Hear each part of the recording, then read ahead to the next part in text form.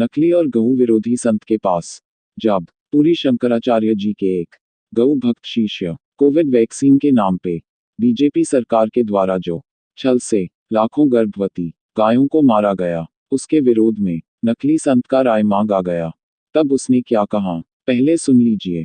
तो अगर एक गाय के द्वारा ये पूरा भारत बच जा रहा है, 137 करोड़ लोग बच जा रहे हैं, तो स्वाभाविक है कि 137 को बचाया जाएगा। महाराज जी देखिए, हम वैक्सीनेशन को सही मानकर हम गाय के हत्या को यदि सही मान के चल रहे हैं, तो जो आपने अभी परिभाषा दी है तो वो मुझे लगता है कि हम पहले जो प्रोपेगेंडा में फंस गए हैं ना, कि हम पहले तो वैक्सीनेशन को सही मान चुके हैं, इसीलिए हम गाय को मारने को भी जस्टिफाई हम कर पा रहे हैं कि भाई एक की वजह से 130 करोड़ बचेंगे। तो महाराज जी हमें पहले ये सोचना है कि वैक्सीनेशन ही सही नहीं है। महाराज जी देखिए क्या है ना, संत समाज की उदासीनता इस विषय पे जो है, मुझे लगता है कि महाराज जी इसी वजह से हम लोग हिम्मत नहीं करते। आपने अपने मन से कर लिया उदासीनता कैसे? महाराज जी हम बहुत लोगों के पास गए, हमने समय दिया है और अकेले हमने नहीं, इतने लोगों को महाराज जी मैं आपको नहीं कर रहा, आप हमको बता ही नहीं पा रहे हो। नहीं महाराज जी आपने, मैं आपको जो प्रूफ दे रहा हूँ, हम चढ़ जाएं, हम प्रेस कॉन्फ्रेंस कर दें, प्रेस कॉन्फ्रेंस में हमसे जब सवाल पूछे जाएंगे हम क्या करेंगे? नहीं महाराज ये तो पहली आपसे परिचय हुआ है, मैं आपको और आपने जो मांगा है मैं और दूंगा आपको। बताइए कुछ, तब हम आपको आगे करें। पहली बात तो यह है कि वैक्सीन बनाने के लिए एक दो गाय नहीं बल्कि लाखों गायों को काटा जाता है। इस मूर्ख के भीतर इतना भी वास्तव ज्ञान नहीं है। मेडिसिन बनाने के लिए हर वर्ष करोड़ों के संख्या में गऊ माता, बंदर और गाधे जैसे प्राणियों को मारा जाता है। दूसरी बात, इसने कहा 130 करोड़ लोगों को बचाने के लिए गाय की हत्या को समर्थन किया जा सकता है। इसके अनुसार शास्त्रों में ऐसा बोला गया है। अब कालनेमी मुझे इसका उत्तर दे कि 130 करोड़ लोगों में मलेच्छ यवन कितना आता है, और हमारे किस शास्त्र में कहा गया है कि मलेच्छ यवनों को बचाने के लिए गाय की हत्या किया जा सकता है। अगर यही मलेच्छ यवन भूख से मरने लगे, तब तो तू कहेगा कि उनको गाय काट कर उनके मांस सप्लाई करो ताकि मलेच्छ यवन बच जाए।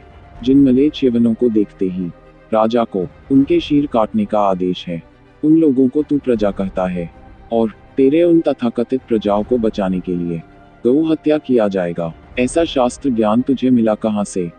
तीसरी बात, आयुर्वेद शास्त्र में कहां गौ रक्त से बना औषधियों का वर्णन है? तू मुझे ये बता दे। तूने वैक्सीन को औषधि मान लिया। कोई भी आयुर्वेद शास्त्र विजों को इस प्रकार के धर्म विरुद्ध वस्तु उनके शरीर में ग्रहण करने का किसी प्रकार के भी आदेश नहीं देता है। विजों के रक्त विशुद्ध रहें, इसलिए आयुर्वेद में भगवान ने औषधियों को उसी प्रकार से बनाया है। अगर हिंदू मलेच्छ यवन व्यक्तियों के जैसे विनाशकाले विपरीत बुद्धि का अवलंबन करके गौ हत्या शुरू कर देगा, तो उनके आने वाले वंशज मलेच्छ उत्पन्न होगा। फिर हिंदुओं का जीवित रहने या ना रहने से कोई फर्क नहीं पड़ेगा। इन कालनेमियों को धर्म सम्राट करपात्री जी महाराज के जीवन से सीख लेना चाहिए, जिन्होंने खुद के शारीरिक पीड़ा के समय कभी भी आधुनिक मेडिसिन के कोई भी अवांछित वस्तु खुद के शरीर में ग्रहण नहीं किया। वो सर्वदा आयुर्वेद का ही अवलंबन करते थे। इन सभी धर्म विरुद्ध वक्तव्य रखने के बाद भी ये कालनेमी संत प्रश्नकर्ता के ऊपर ही आरोप लगाता है कि उनके पास कोविड वैक्सीन में गाय के रक्त होने का कोई प्रमाण नहीं है। परंतु जिस समय ये कालनेमी गद्दी पे कब्जा नहीं किया था, उस समय अर्थात 2018 में ही US Drug and Food Administration द्वारा एक आर्टिकल में ये स्पष्ट कहा गया था कि ज्यादातर वैक्सीन बनाने के लिए सिर्फ गाय नहीं, गर्भवती गायों के गर्भ में पाल रहे बच्चे का आयु जब 20 दिन से 3 महीने के मध्य होता है, तब उस गर्भवती गाय को क्रूरतापूर्वक काटकर उनके गर्भ में पाल रहे बच्चे के शरीर से सीरम निकाला जाता है। उससे ये सभी प्रकार के वैक्सीन बनता है। बाद में पेटा ने कोविड के समय इसके विरुद्ध विरोध प्रदर्शन किया था कि गर्भवती गायों को मारकर सीरम निकालने की इस पद्धति को बंद किया जाए। बीबीसी और बिजनेस स्टैंडर्ड जैसे सभी न्यूज़पेपर में ये खबर आया था। अभी जिन लोगों ने पृथ्वी के मूल धारक तत्व गौ माता के ऊपर इस क्रूरता को समर्थन किया और वैक्सीन लगवाए, उनके पापों का प्रायश्चित कभी नहीं होगा। अभी आप में से बहुत लोग कहेंगे, ये दोनों कालनेमी तो मोदी के विरुद्ध बोलने का साहस रखता है और गौशाला में भी दान देता है, तो उनको कहीं देते हैं। मोदी के विरुद्ध तो मार्क जुकरबर्ग भी कहा है कि वो 2024 के निर्वाचन नहीं जीत पाया था। मोदी लोगों को झूठ कह रहा है। अभी 13 व्यापारियों के संग मोदी के द्वारा जो करवाना चाहता था वो कर दिया। अब उसका कोई प्रयोजन नहीं है। व्यापारी अब खुद शासन उनके अपने हाथों पे लेगा। तुम सभी कोविड वैक्सीन लगाने वालों को बीजेपी बर्बाद कर दिया है। और तुम जिस कालनेमियों को संत मान लिया वहीं तुम्हें बर्बाद कर दिया। और रही बात चंदे की, तो जो गाय कटवाता है वहीं व्यापारी हिंदुओं को मूर्ख बनाने के लिए गौशाला में चंदा देता है, तो क्या उनको भी संत मान ले? तुम्हारे स्वघोषित निग्रहाचार्य अभी एक बकवास शुरू किया है। मलेच्छ राज नामक काल्पनिक व्यक्ति का, जिसका उसने कोई शास्त्रीय प्रमाण नहीं दे पाया है। प्रमाण दे रहा है तो कहां से? हैरी पॉटर से। और तुम मूर्ख लोग ताली बजा रहे हो। जब वैक्सीन आया तब ना उसने ना तुम्हारे नकली शंकराचार्य ने कुछ कहा।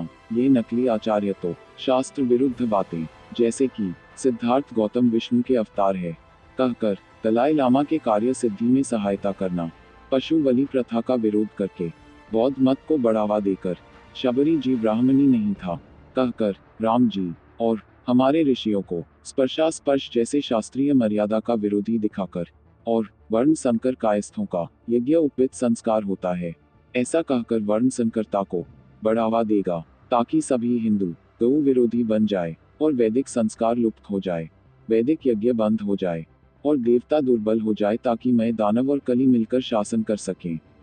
साधक रुद्र बहुत पहले ही कह दिया था कि ये लोग बचे हुए जो थोड़ी बहुत हिंदू हैं उनको भी वर्ण संकर बनाने के लिए मैं दानव द्वारा प्रेरित दूत है।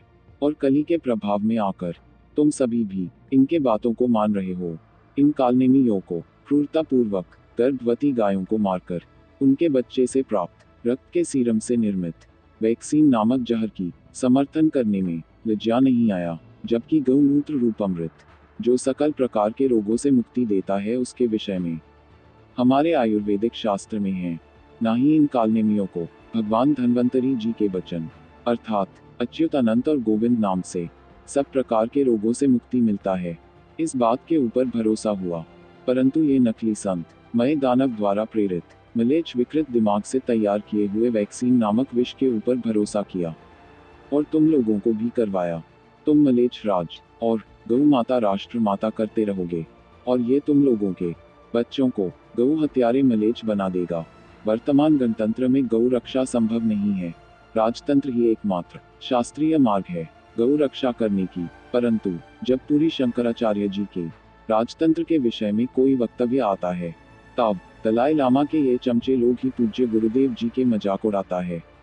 जब तक राजतंत्र नहीं आएगा तब तक गौ रक्षा संभव नहीं है, ना ही धर्म की रक्षा। जो हिंदू राजतंत्र का विरोधी है वो हिंदू ही नहीं है, वो विष्णुद्रोही है। पूरी शंकराचार्य स्वामी निश्चलानंद सरस्वती जी महाराज के कृपा से साधक रुद्र और उनसे संबंधित सभी वैक्सीन ना लगवाकर इस पाप से मुक्त है।